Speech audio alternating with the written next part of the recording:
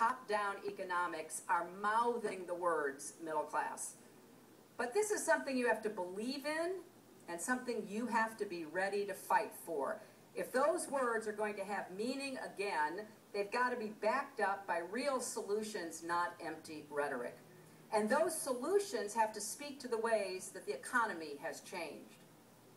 Today, 40% of mothers are the sole or primary breadwinners in their households.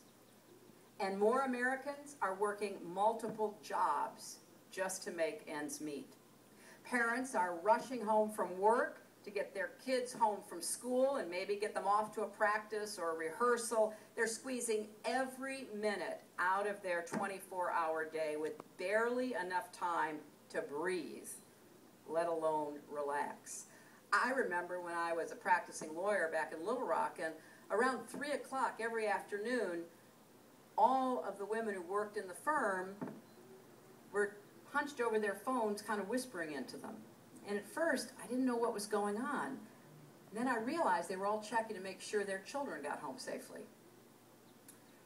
Many people today can't count on relatives to pitch in because so many families are scattered across the country.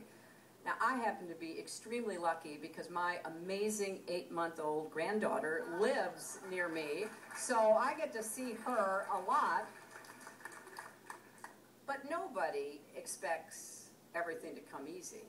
That's not part of life. We know that. But it shouldn't be quite so hard to get ahead and stay ahead in America. So I do believe that everyday Americans and their families need a champion who will fight for them every single day, not for some Americans, but for all Americans. And I want to be that champion. I want to get up every single day, going to work for you, standing up for you, making a difference for you. Now take the issue of equal pay.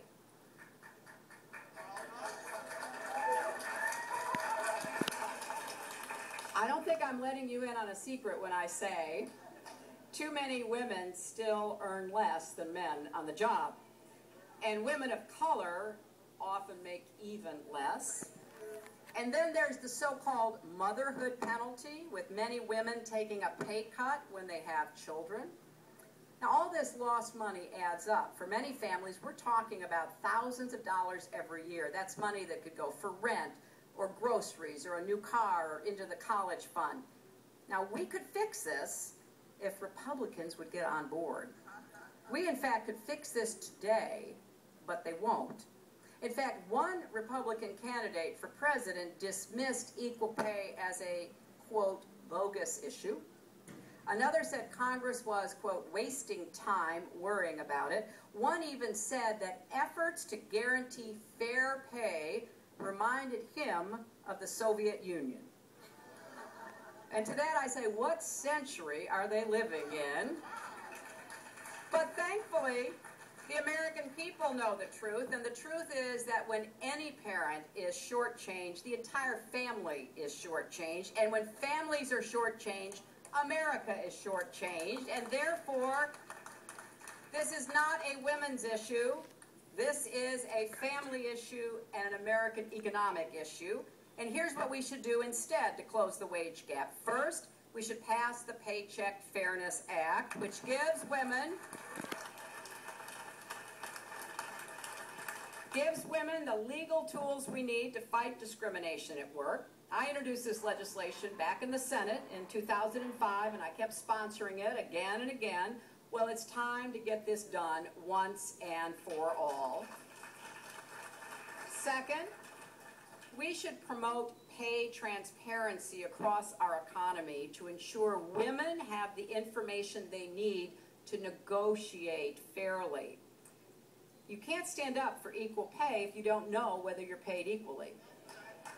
You remember the Lilly Ledbetter case. She didn't know for the longest that she wasn't being paid the same as her male co-workers doing the same jobs. Postings for new jobs or promotions should come with salary ranges. Large companies should report on how fairly or not they are compensating workers, male and female. And we should applaud those businesses and communities that are leading the way with best practices and real accountability. I think transparency when it comes to pay is our friend. The more we can bring it out from under the table to put it on top, the more information we can have to advocate for ourselves and advocate for each other. Third, we need to raise wages for the lowest paid jobs in America, which are, they are disproportionately held by women, especially women of color. We need to make it easier also for more women to enter higher paying fields like science and engineering and technology. But I want to say something that a lot of people may not know, even in this room of activists and well-informed Democrats. In most states today, waitresses, bartenders, hairstylists, and others who rely on tips are paid even lower than the minimum wage. Some are paid as little as $2.13 an hour. And they are also more likely to face exploitation, wage theft, and sexual harassment. Think about somebody you may know.